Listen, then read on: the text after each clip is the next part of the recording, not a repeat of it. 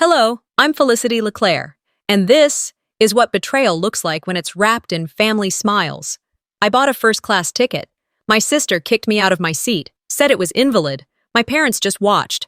They didn't just watch, they agreed. I missed a $10 million deal that day, but it wasn't the first time they'd tried to shrink me, just the most public. They've always made me feel like the extra piece, like success only belonged to Callista. So, I made one call, and the airline fired her. But when your family is your enemy, does winning ever feel like peace? Do you walk away, or do you burn the playbook? Let me tell you what really happened. The boarding area at JFK buzzed with that dull, early morning tension only travelers and overworked gate agents could conjure. I checked my watch. 6:41 a.m. I'd arrived with time to spare, wearing my black slacks and pressed white blouse, a smart choice for the pitch ahead. Everything about this morning had been planned, down to the almond milk in my coffee. As I stepped into the priority lane, I felt the air shift, not the kind you notice in your hair, but the kind that brushes past your skin like a warning. And there she was, Callista, dressed in her neatly pressed airline uniform, pinned straight at the collar, hair pulled back so tight it made her look like she had something to hide. She was stationed near the jet bridge, holding a clipboard like she owned the place. Her eyes met mine for a brief second, neutral, then distant. That fake professionalism of hers always did the trick on strangers, but not on me. "Felicity LeClaire, boarding group 1, I said calmly, scanning my digital boarding pass. "Just a moment," Callista chimed, her voice so sweet it curdled in my ears. She leaned in, whispered something to a gate agent, and I watched them glance at me, then back at her. My stomach tightened. Still, I boarded. I located my seat, 1A, window first class, and settled in. I placed my laptop bag under the seat, folded my coat, and took a breath. This wasn't just any flight. I was flying to pitch the future of my company, a $10 million deal on the line. One meeting, one shot. Just as I reached for the seatbelt, a familiar voice sliced through the aisle. "You're in the wrong seat," Callista said, standing in front of me with that rehearsed airline smile. I blinked. "No, I'm not." She held up a tablet. "According to our manifest, seat 1A has been reassigned. You must have been downgraded." I felt the blood rush to my ears. "No, I booked this 2 weeks ago. It's confirmed." Passengers glanced over. The man in 1B leaned back slightly, suddenly interested in the drama unfolding beside him.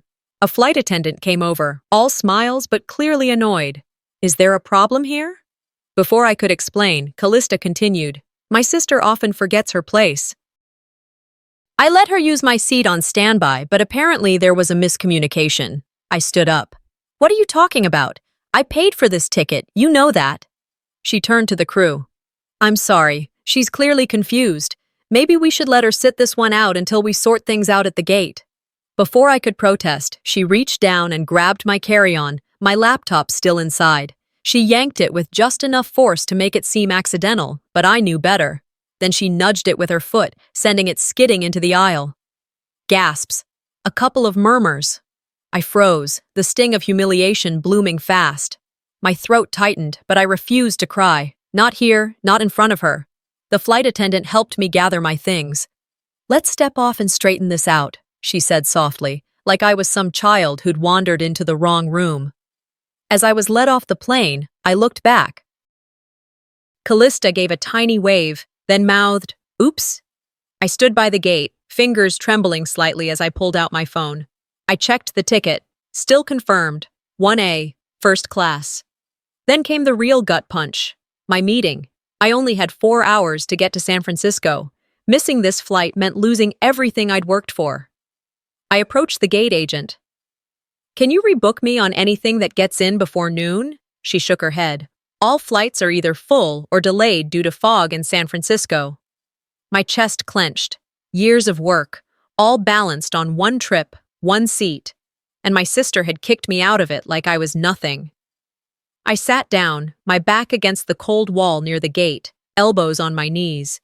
How many times had I let her do this? Not just in public, but in every family setting, every holiday dinner, every time our parents chose to look the other way. "She's just stressed," Mom would say. "Don't make waves, Felicity. Be the bigger person." But this morning, this was public. It was cruel. It was calculated. And for once, I didn't care about being the better person. I opened my contacts, scrolled to a name I hadn't used in years, and pressed call. Employee Ethics Hotline, good morning. How can we assist you today? I took a breath. I need to report misconduct by a uniformed staff member, and I have video. The woman on the other end didn't hesitate. We're listening. As I spoke, I watched through the glass wall as Callista strutted up the jet bridge, head held high, thinking she'd won. Again, but she had no idea who she'd just messed with today. I lowered the phone slowly, the call already in motion, irreversible. This time I didn't tremble, didn't second guess, didn't bargain with myself. The choice was made. A few hours later, I found myself in a corner booth of a cafe, tucked beside the rebooking desk at San Francisco International Airport. The overhead clock ticked with an indifferent rhythm, its hands marching forward as though daring me to keep pace. I watched it like it owed me something. My coffee sat untouched in front of me, cooling into bitterness. A pale ring of condensation clung to the mug, marking the hours I had been sitting there, still, silent. They had bumped me onto the 2:30 flight. That meant no chance of making my meeting, no shot at pitching the $10 million contract I had spent months preparing for. Not because I was unprepared, not because I didn't have the skill, the strategy, or the will, but because someone had made sure I would not get the chance to even try. That realization landed heavier in my chest than the porcelain cup in my hand. Travelers streamed past the cafe, parents dragging cranky toddlers by the wrist, executives wheeling polished carry-ons, students balancing lattes and backpacks, the weary and the restless all in motion. They were rushing toward connections, toward destinations, toward lives that seemed, at least for now, untouched. No one noticed the woman in the corner booth, motionless, staring into glass but trapped inside memory. Because while my body sat in San Francisco, my mind had already been pulled backward, yanked toward an ache I'd packed away in some hidden drawer of myself, but which never really left me. Chicago, 2013. Callista's wedding.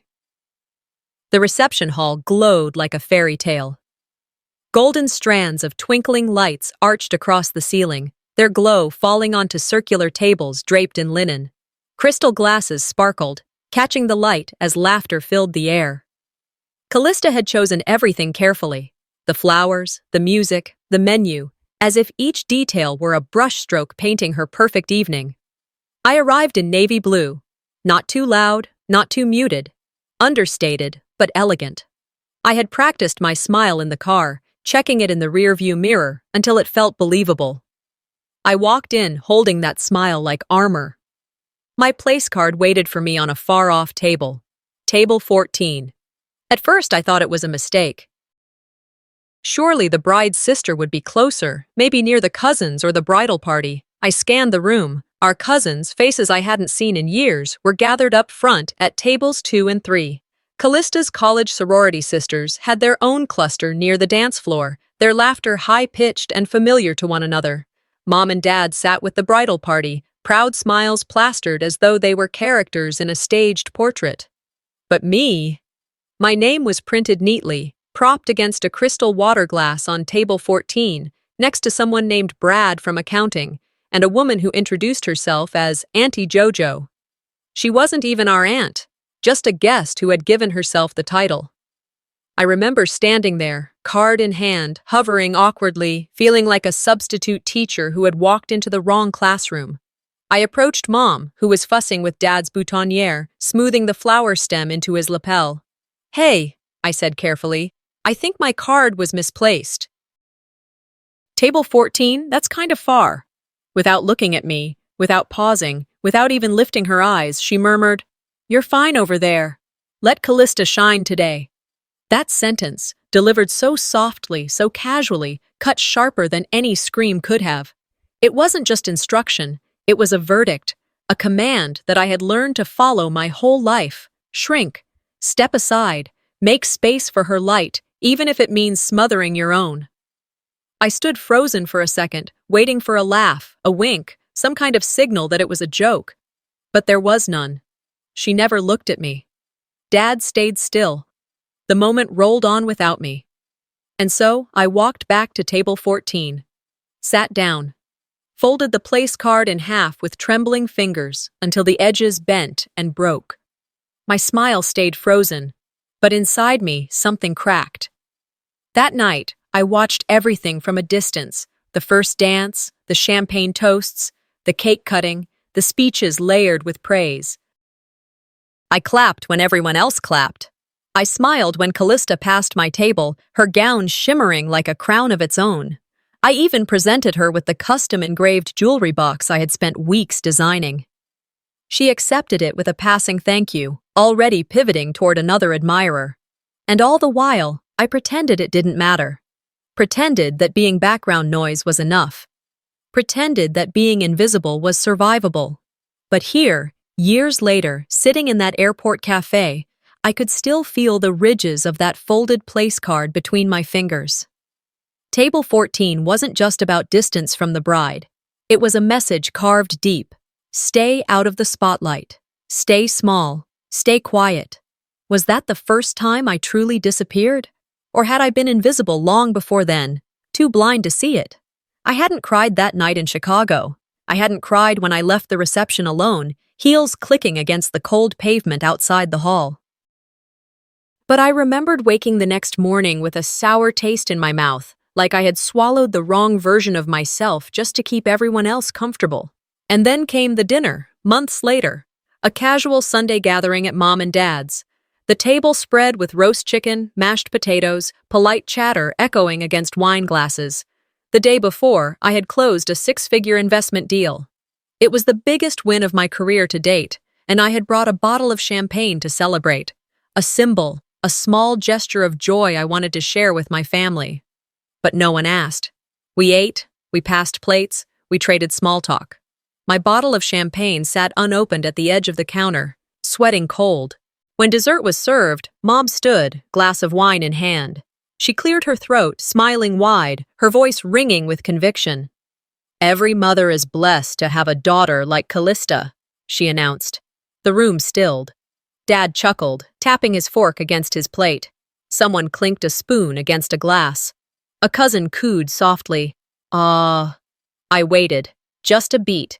Just enough time for her to add another phrase, maybe, "and Felicity too," or even "both of my girls." Anything to tether me back into the family fabric. But no correction came. No addition. That was the end of her toast.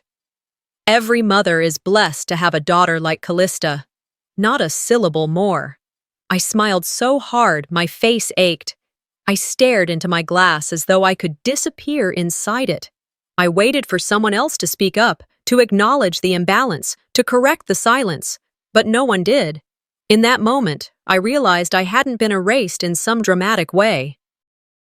I had been edited out, carefully, consistently, like an unnecessary word in a manuscript, not erased, just optional. I opened the champagne anyway, poured myself a glass, and downed it in one swallow. The bubbles fizzed against my throat, bitter and burning. The celebration evaporated before it had begun. That bottle of Moet could have been tap water for all it mattered. And now, years later, in the sterile hum of an airport cafe, with the smell of burnt espresso hanging in the air, I finally understood. This wasn't just about a flight delay, or a missed meeting, or a lost contract. It was about always being the seat filler, the afterthought, the daughter no one toasted, the sister who never got the better table, the woman who never belonged in the spotlight. My hand curled tighter around the cooling coffee cup. Chicago wasn't just a wedding. It was a message. Table 14 wasn't just a seat. It was a verdict. And I had lived under that verdict far too long. I didn't blink as the words played again in my head.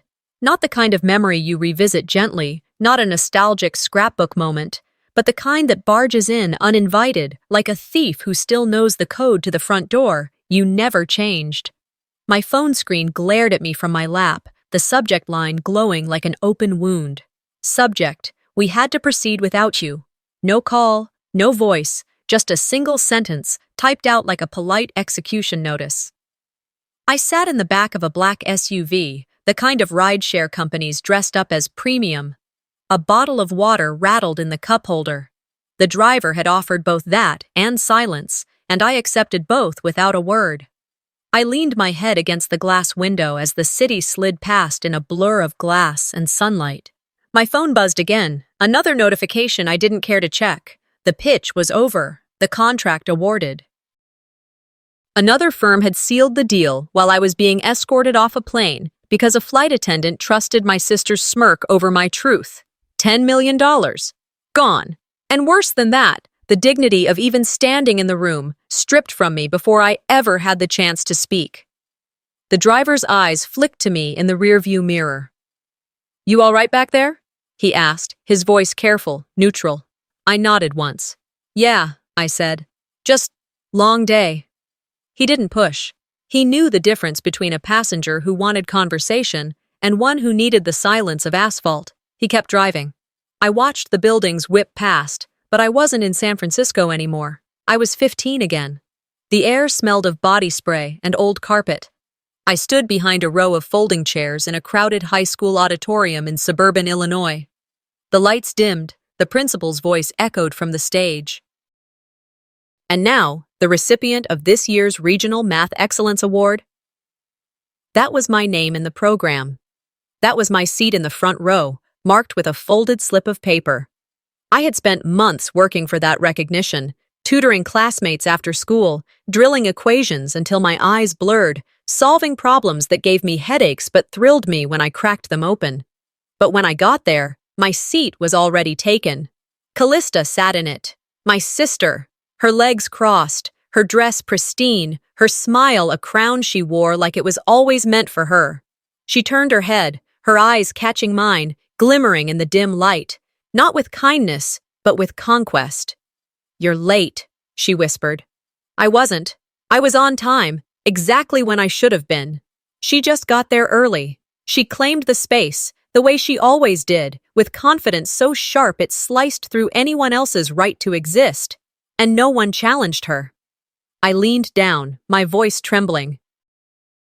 "Excuse me, that's my—" Before I could finish, Mr. Reed, my teacher, appeared at my side. "Felicity, could you find another seat? We need to keep the ceremony moving." I stared at him, wide-eyed. "But that's—" He cut me off with a nod toward the back row.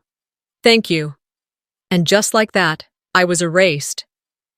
I walked to the corner of the auditorium, my face hot, my throat dry. I sat next to a broken fan and a squeaky door that slammed whenever someone came in late. From there, I watched Callista walk across the stage. The award was mine. She hadn't even qualified. But there she was, standing beside the presenter, smiling for cameras as though she'd solved every equation in the book. After the ceremony, Mom wrapped her arms around Callista, beaming. "You looked so composed up there," she said. "Such a natural." My name wasn't spoken. Not once. On the ride home, I sat in the back seat, chewing the corner of my certificate until the edges frayed. I wanted to rip it in half, but some small piece of me clung to it, like proof that it had been real even if no one else believed it. Back in the present, the SUV turned onto Van Ness Avenue. Horns blared, delivery bikes swerved through traffic, people rushed into polished glass buildings. I checked my watch out of habit. 12:45. The pitch was scheduled for 11. Gone. Not because I was unprepared, but because someone else claimed the seat that had my name on it, the same way she always had. My sister didn't have to scream or shove. She just smiled, projected confidence, and the world listened. The email stared back at me. "We had to proceed without you." The same words I had lived since I was a teenager. "Find another seat. We'll keep moving." "You're not needed." At 15, it had been applause. Tonight, it was $10 million. The currency changed, but the message never did. The SUV stopped in front of a beige glass building, one of my backup investors' offices. Not the big deal, but something. I paid, thanked the driver quietly, and stepped onto the sidewalk. My heels clicked against the concrete, but I felt hollow. My phone buzzed again. Another email. Subject: confirmed. Deal signed with Brighton Knox. I froze. Brighton Knox. My competitors. A firm with fewer years, weaker numbers, smaller networks. They weren't better. They were simply present. They got the contract. Because I wasn't in the room. Because Callista had slammed the door shut before I could walk through it. I leaned against the building's cold glass wall, the city noise muffled in my ears. I replayed her voice, her smirk, the quick flick of her hand against my bag. The flight attendant's doubt, the humiliation of being walked off that plane as if I were the problem. The shame wasn't theirs, it was mine. Or at least, I had carried it like it was. But something inside me split cleanly, like a branch snapping under too much weight, a soundless break. This can't happen again. I pulled up my contacts, scrolled until I found the name that hovered at the back of my memory. Eliza Manning, Senior Manager, Employee Relations, Air Valor Airlines. I hovered over the number. My thumb trembled, but not from fear. From clarity. I whispered it out loud, the words I never said when I was 15, when I was pushed to the back row, when I was seated at table 14, when I was toasted over. That was my seat. This time, I wasn't going to swallow the silence. This time, I wasn't going to let them walk away thinking they could keep me erased. I pressed call. The line rang once, then twice, and then someone answered. A soft buzz from my phone broke the silence in the hotel room. I sat perched on the edge of the bed, back straight but shoulders heavy, like I was carrying both the weight of the present and the ghosts of years gone by. My eyes had been closed, replaying the call I'd just made, the call that shifted something fundamental inside me. My chest throbbed in rhythm with my heartbeat, not with fear, but with a strange pulse I barely recognized. It wasn't panic. It wasn't dread. It was power. The walls glowed in warm, fractured light, streaks of gold slipping in through the half-closed curtains. I opened my eyes and tilted my head back, staring at the ceiling as though the plaster itself could confirm what I already knew. I had crossed a line I'd tiptoed around my entire life. The hotline had answered. Someone on the other end of that line had listened. I had spoken, clearly and firmly, and the world had not ended. The silence that followed wasn't punishment, it was relief. For the first time in a long time, I exhaled. Really exhaled. My breath shook as it left me, but it felt good. The clock on the nightstand glowed faintly. Dinner was long past. Down on the street below, the city hummed softly. A kind of mechanical lullaby made of passing cars, faint horns, footsteps on pavement, the occasional burst of laughter carried on the wind. My phone screen pulsed with notifications, messages stacking one after the other, like impatient knocks on a door. I didn't open any of them. Not yet. Instead, I pulled a blanket over my shoulders and let myself drift. Not asleep, but into that hazy mental space where memories creep in uninvited. Thanksgiving, 2021. Scottsdale, Arizona. The house smelled like roasting turkey and cinnamon-laced pies. Cream-colored walls and olive-green trim framed a dining room crowded with relatives dressed in their holiday best. Candles flickered, reflecting in crystal glasses. I had carried in my own contribution, a lavender vanilla custard tart with a pistachio crumble. A recipe I had perfected for a client who once called it ingenious. I'd baked it for hours, trimming edges with surgeon-like precision, wrapping it carefully so it would survive the flight. At the table, I set it down with quiet pride. A dessert that was more than dessert. It was a signature, a statement of who I was becoming. Callista, of course, reached for it first. She sliced a neat, almost insulting portion onto a plate and slid it toward me with the same smile she'd worn since childhood, the one dipped in sugar but laced with venom. "Isn't it sweet how your company still lets you do these little things?" she cooed. The laughter came instantly. My mother smirked behind her wine glass. My uncle chuckled like it was a compliment. No one saw the sting. Or maybe they saw it and chose not to care. I forced a smile, excused myself politely, and walked to the powder room. There, with the door closed, I braced my hands against the cool porcelain sink. My reflection blurred in the mirror. My chest ached, not with indigestion, not with anger I could release, but with the familiar sting of betrayal. Why did I keep performing for an audience that had no intention of clapping? Why did I build tarts and stories and futures for a family that only wanted me to stay small? I stared at my own reflection, swallowed hard, and did what I always did. I tucked the truth back down, practiced the ritual of silence, and went back to the table like nothing had happened. Back in the hotel room, that memory tightened around me like a rope. I pressed my palms into my thighs, grounding myself. Not this time. They didn't want the full truth, never had. They preferred edited versions of me, pieces they could digest without choking on their own guilt. I picked up my phone and opened a new text message. My thumb hovered as I typed to my mother. Not this year. I can't. My thumb hovered again, trembling over the send button. For a second, I thought maybe I'd hit it. Maybe I'd let those words fly into her curated world and land like a stone dropped in glass water. But then I backspaced, deleted. Silence, I realized, was still an answer, and sometimes silence was louder than any text. I stood and crossed to the window. San Francisco's skyline glittered in the distance, towers shrouded in a faint veil of fog. Below, headlights traced constellations on the asphalt, cars weaving patterns of urgency.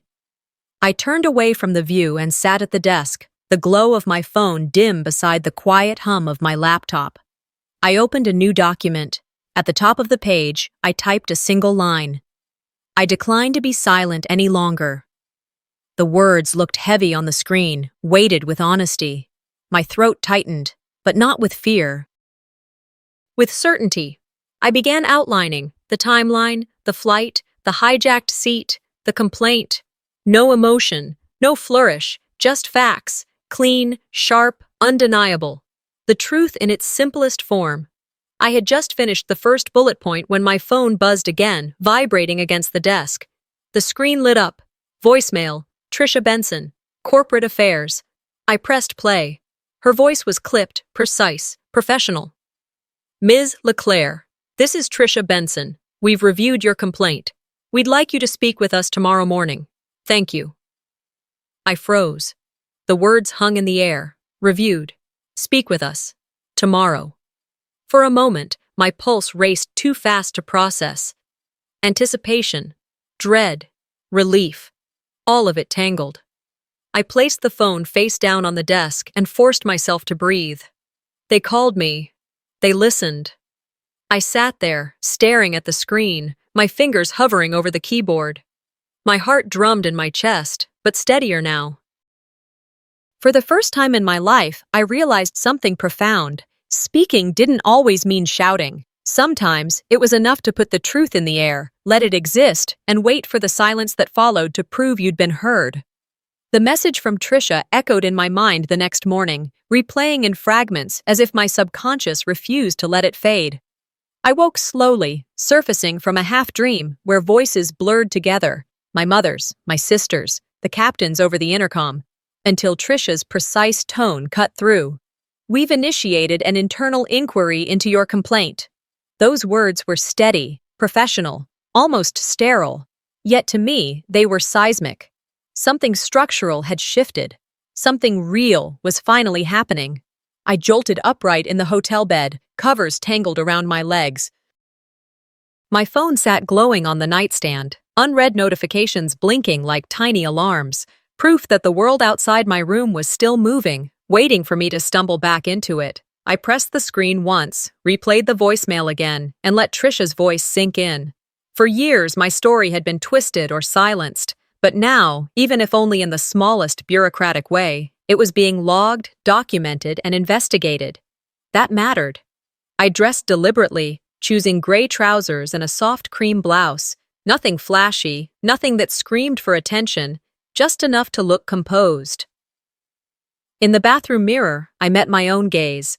My reflection startled me, not because of fatigue or nerves, but because I saw a woman who wasn't begging anymore. My face looked sharper in the morning light, chin lifted, lips pressed tight, eyes steady. A woman prepared not to defend scraps, but to claim ground. Pulling back the curtain, I stood at the window. San Francisco lay beneath a veil of fog, the skyline muted in pale silver. The city hummed, alive but muffled, as though waiting with me. My morning had begun, but with a new edge I had never carried before. After checking out of the hotel, I ducked into a cafe down the block. The scent of espresso and toasted bagels wrapped around me, grounding me in something ordinary. I slid into a corner booth with my laptop and ordered hot water with lemon, plain, cleansing, a drink I could sip without distraction. As I waited, I traced idle shapes in the condensation on my glass, but my mind wasn't in the present. It was combing through old wounds, searching for patterns. Memory tugged me backward. A family flight from Dallas to New York. We were traveling together, my parents, Callista, and me. Business class tickets, a little luxury we rarely indulged in. I should have been comfortable, sipping tea with a wide seat and a soft blanket. But Callista leaned across the row just as we were boarding, her voice dipped in faux concern. "You don't mind sitting near the lav, right? It's fine." She said it sweetly, as if she were doing me a favor. My parents nodded without protest, their silence complicit. Crew members glanced politely, already moving passengers along. I ended up wedged near the lavatory, squeezed between a stack of magazines and a young mother rocking a wailing toddler. The air reeked faintly of detergent, baby powder, and reheated meals. My legs cramped against the bulkhead, every bump of turbulence pressing me further into discomfort. From across the cabin, I watched champagne flutes clink and soft laughter ripple through rows where Callista stretched comfortably, chatting with my mother as though nothing had been rearranged. My father pretended not to notice. That helpful exchange, that small displacement, carved humiliation into me as efficiently as a knife. It wasn't dramatic. It was subtle, quiet, almost invisible to outsiders. But to me, it was everything, and it was familiar. Sitting in the cafe years later, I clenched my jaw as I realized how many times I had swallowed that same taste of dismissal. These weren't isolated accidents. They were deliberate maneuvers, little aggressions meant to remind me of my place. Another memory surged. 6 months ago, lunch with Dad at his favorite cafe near the Arizona office. We sat at a table with chipped edges, sharing sandwiches while he scrolled through his phone. Halfway through the meal, Callista called. Without hesitation, he put the phone on speaker. Her voice poured through the table like venom masked as casual banter. "Oh, she thinks she's so clever running that startup. Please." The words hit me harder than any slap. Dad cleared his throat awkwardly, then muttered, "That's just how she is. No defense, no pushback, just resignation." I remember staring at my untouched salad, my pulse pounding. And in that moment, instead of arguing, I slipped my phone under the table and hit record. Quiet, unnoticed.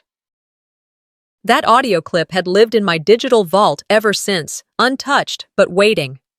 Now, in this San Francisco cafe, I scrolled through my cloud storage and found the file. I downloaded it, attached it to a fresh email, and typed a single line to the airline's HR department.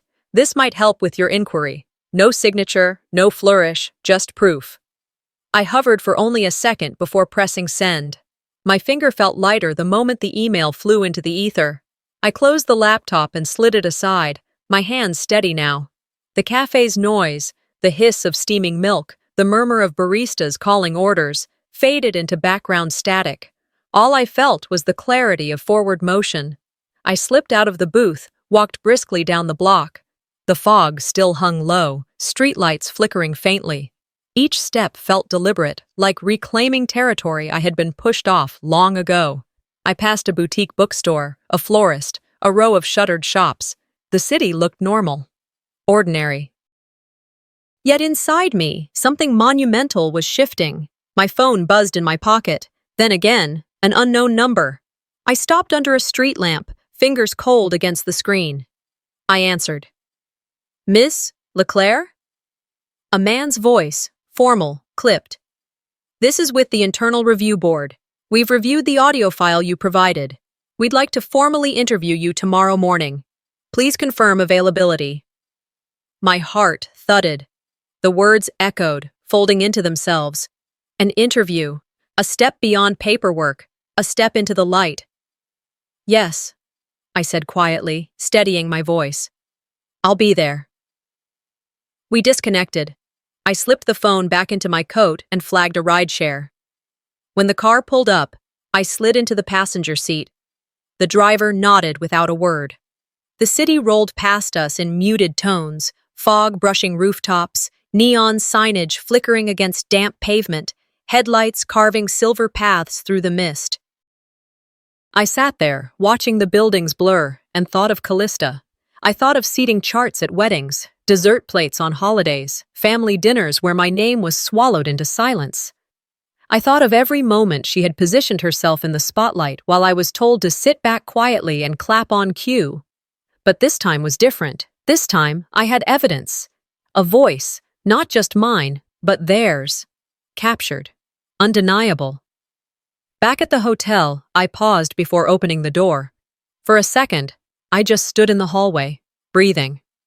Then I slid the keycard, stepped inside, and set my bag down with deliberate care. I didn't collapse onto the bed. I didn't curl into myself. I walked to the window, pulled the curtain wide, and looked out at the glowing fog-covered skyline. My reflection stood faint in the glass, shoulders squared, eyes unflinching, and I whispered aloud, steady and certain, "No more quiet." The phone sat on my desk like a stone. The screen was dim, black as slate, but the weight of its earlier ring still pressed against the air of that room. I stared at it for a moment longer than necessary, letting the silence build, letting the dust light settle, before my hand finally reached out. My fingers brushed the cool glass, and I swiped to answer. I didn't speak. My voice held steady behind nothing more than a breath. The woman on the other end didn't wait for pleasantries. Her tone was soft, honeyed, but sharpened like a blade just out of view. "You think I don't know what you're doing?" Callista. Her name landed in my chest like an old bruise pressed too hard. My eyelids lowered, shutting out the office light, shutting out everything for a single beat. I didn't answer. I didn't argue. I simply ended the call. I didn't want a scene. Not anymore. Drama had been her playground for years, but mine would be something different. I wanted results. I wanted consequences. That morning, while the residue of her voice still lingered in my ear, my phone rang again, this time from a number I did recognize. An agent from the Internal Review Board spoke in the calm, official register of bureaucracy. She confirmed receipt of my complaint against Callista. More than that, she revealed something I hadn't expected. I wasn't the first. Others had already raised concerns about Callista's behavior. Others had seen what I saw. That single detail, almost tossed off in passing, felt seismic. It wasn't my imagination. It wasn't paranoia. There was a pattern, and now it wasn't only mine to carry. I paced the length of my temporary San Francisco office. The floor-to-ceiling windows revealed a city restless with movement, but inside the room the air grew heavy. A light perspiration gathered along my forehead, not from heat, but from pressure. My mind, restless too, wandered into a memory I had worked hard to bury. It was 2 years ago, my 40th birthday. We were gathered in my parents' dining room, a modest dinner, unpretentious, the kind my mother always preferred. Roasted chicken, bowls of vegetables, a loaf of bread sliced too thickly, a bottle of wine opened but not expensive, candles flickered between us, casting small shadows across familiar faces. My husband sat at my side, my children across from me, their young eyes bright in the candlelight. I had been nervous all evening, waiting for the right moment. I wanted, no, needed, to speak, to share what the milestone meant to me, to honor how far I'd climbed through years of quiet labor and unseen battles. Finally, I rose to my feet. Glass in hand, I drew in a breath. "Thank you all for being here," I began. My voice trembled but carried. "Being 40 feels like standing on a ledge, but I'm grateful." I looked at my mother, then at Callista. She cut me down with a smile. "Let's not make this about work again.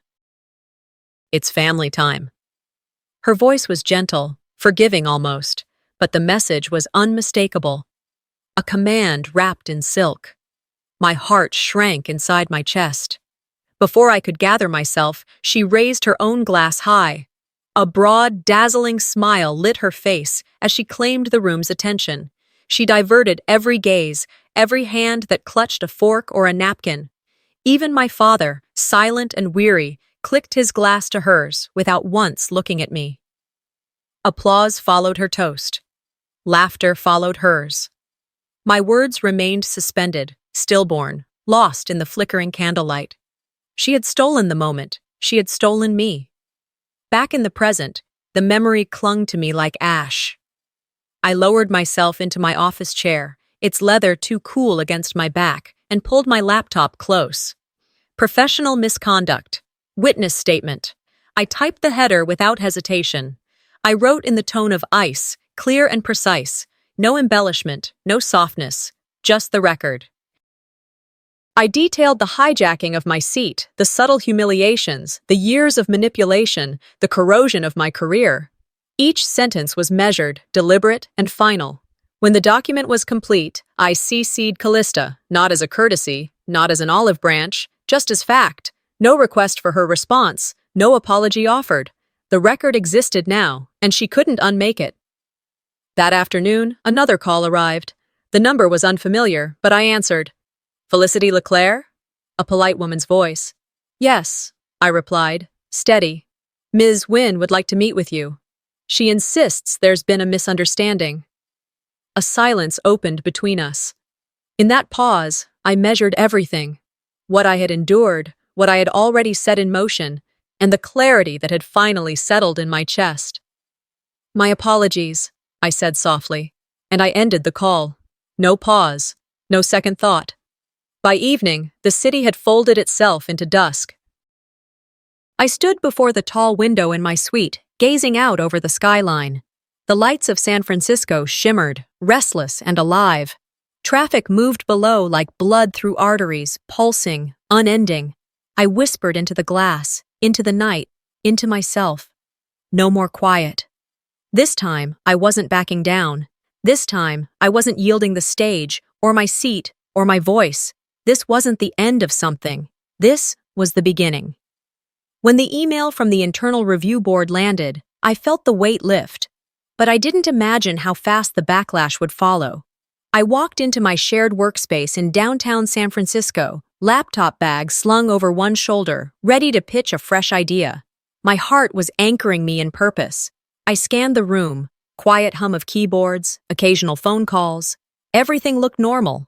But by 10 minutes in, I knew it wasn't. My assistant, Mia, came barreling in, face pale, phone held high. Felicity, there's a video. It's everywhere. 400,000 views already. I paused mid-step. On a screen by the window, someone had cued a clip. It showed me in a private moment, intercut with comments that twisted my words. Ungrateful sister. Married but miserable. Bitter CEO. The overlay text framed me as fragile, emotional, unstable. I felt a sharp sting, then fury took over. This wasn't truth. It was a weapon. I rushed to my desk, cleared tabs, pulled up my raw audio file. I played the unedited version beneath the leaked footage, words spoken calmly, with context. The room trembled, the lies unraveled. Within minutes, colleagues' faces shifted. Some stared, some scrolled, jaws clenched. One man from marketing whispered to another, casting glances my way. I didn't flinch. It was not enough just to prove they edited me. I needed to reclaim control. I stood, clicking send on a social post. Truth is often inconvenient, but I won't be silent anymore. I embedded both the video they shared and the full audio for comparison. I didn't beg for sympathy. I simply laid the facts. Eyes flickered, phones set down. At that moment, a coworker walked in. Kara, manager of operations. She stood in the doorway and asked, "Did you really say that?" Before she could draw her breath, I leaned over my keyboard and tapped a command. My speakers whispered the full audio. The room froze. Silence draped heavy. That video that painted me weak and pathetic had met the real me, unfiltered. The twist was not just exposing the lie, but reclaiming narrative. As I watched the stunned faces, one thing was clear. This wasn't over. But I had flipped the board. Then my phone buzzed again. This time, not HR, legal. A firm I barely recognized. Ms. Leclerc, we're contacting you on behalf of 4870 Partners. We'd like your side of events in writing. My gut tightened, but I smiled. The strike had been struck. Now, the world had to reckon. The elevator dinged softly as I stepped into the corporate HQ lobby, glossy marble floors reflecting overhead lights, security at the desk scanning my ID. I walked through without hesitation. Today, I wasn't here to plead. I carried a clipboard, a folder of evidence, and a quiet heartbeat of resolve. I passed glass walls where executives lingered behind conference rooms, startled to see me. I nodded as I went by, knowing eyes followed me, but I never wavered. 4 days since the video ambush, and already the air felt less oppressive, more charged. I entered the hearing room. Callista sat behind a long table, her expression cool, lips pursed. The legal team wore courteous faces. I signed in, set my folder before the board chair, cleared my throat. This was the moment. I said, "Thank you for convening this meeting. I will keep my remarks factual." I paused. I present internal emails showing Miss Swin conspiring with Mr. Carter to manipulate my seat assignment. I clicked a remote. The screen behind her flickered to life. An email appeared. "She doesn't deserve first class. She'll understand eventually." Another. "Just swap the manifest quietly." Gasps. Faces shifted. One legal counsel looked down. One HR rep sat stiff. Callista's smile faded. The chair cleared its throat. "How do you respond to that?" someone asked. Callista rose abruptly. Her hands trembled. "You engineered all of this. You planned every step," she accused. Her voice cracked. "I'm the loyal daughter, the one always doing right by the family." She faltered. No one supported her. The silence was louder than applause. A printed notice slid across the table. "Effective immediately. Suspension pending termination review." The board chair's voice held calm. I felt a tightening in my chest, as if I'd gulped pride. I gathered my folder. As I walked past her, Callista caught my arm, eyes wild. "You'll regret this," she hissed. I let go without looking back. Outside the hearing, in the hallway, I exhaled. My knees threatened to wobble. But as I breathed, the tension drained off, replaced by exhaustion. And something softer. Release. A message pinged on my phone. Investors. They wanted to meet again. Their tone. Respectful. Curious. Hopeful. I glanced at my screen. A voicemail notification from Mom. I didn't open it. I held my thumb over delete and slid. I left the building. Outside, sunlight hit my face. I flagged a cab. When it arrived, I slid in and looked out at the skyline. The city pulsed under me. The cab doors closed. The engine roared forward. I whispered quietly to myself. It wasn't revenge. It was survival. As the cab pulled away, I didn't glance back. The plane to home could wait. My future demanded I fly forward. The engines roared beneath me as the plane lifted from the runway. I pressed my forehead against the cool window pane and watched the tarmac recede. I didn't glance backward, but the quiet ache in my chest, the whisper of loss, remained, a shadow that followed me into the skies. I shifted and tucked my bag under the seat, turned sideways, and fixed my gaze on the horizon. I'd chosen economy for this flight to Seattle. No first-class ticket this time, even though I could have, had I wanted. But I wanted something else. Clear space, no roles or expectations pressed onto me. A window seat, a fresh take on my journey. At 42, I had learned that sometimes empowerment means stepping down to stand up again. I settled into the narrow seat, unbuckled my coat, and allowed the hum of the cabin to wash over me. I inhaled sharply, then exhaled slowly. Below, the city spread like a blanket, lights pinpricking the dusk. Above, clouds drifted, indifferent. And here I sat, halfway between old scars and what would come next. I thought back. A dozen scenes, stitched in my memory like a tapestry. The wedding hall where I sat out of frame, the flight where Callista elbowed me aside, the dinner where she hijacked my toast, the video that painted me bitter, the hearing where emails laid bare her manipulations. Every seat they took from me, literal and symbolic, played a part in this moment. And now, I realized, I finally stopped asking for them back. My phone vibrated quietly, 2 voicemails waiting, one from my mother, one from Dad. I pressed play on Mom's first. Her voice, soft, cautious, said, "Felicity, please call me." A tremor of emotion passed through me, but I didn't answer. Then I listened to Dad's message. "We didn't know. We're sorry." The apology hovered in the air like fragile glass. I pressed delete on both. I didn't want to perform a forgiveness I didn't feel. Peace isn't always found in reconciliation. Sometimes it's choosing silence when your voice was ignored too long. I typed a file name, Her Turn, a memoir of the youngest daughter. My fingers trembled as I wrote the first line. They told me to be quiet. I listened. Then I wrote. I paused. I lifted my head. That phrase, half soft rebellion, half affirmation, felt like the beginning. The tray table in front of me locked into place. The cabin lights dimmed. I tucked that paper into drafts, closed my eyes, felt the hum under my feet. The flight curved downward. Seattle approached. A little girl in the next row looked back at me. "Are you famous?" she asked, wide-eyed, clutching a pink teddy bear. I smiled. "Not yet," I whispered. She smiled back. I pulled a blanket over my legs, leaned my head against the window. The city lights glowed closer, the night air crisp as the plane lowered its wheels. Closure rarely erupts in applause. It doesn't always feel like victory. Sometimes it's simply breathing again, standing up when no one watched, letting go when no one asked you to. I closed my eyes, fingers loose, heartbeat soft. I would land. I would walk forward. The rift with family wouldn't vanish, but it no longer held me hostage. I had my own seat now, one I chose. Sometimes the people who are supposed to love us the most are the ones who hurt us the deepest. But healing doesn't always mean reconciliation. It means reclaiming your voice, your space, your worth.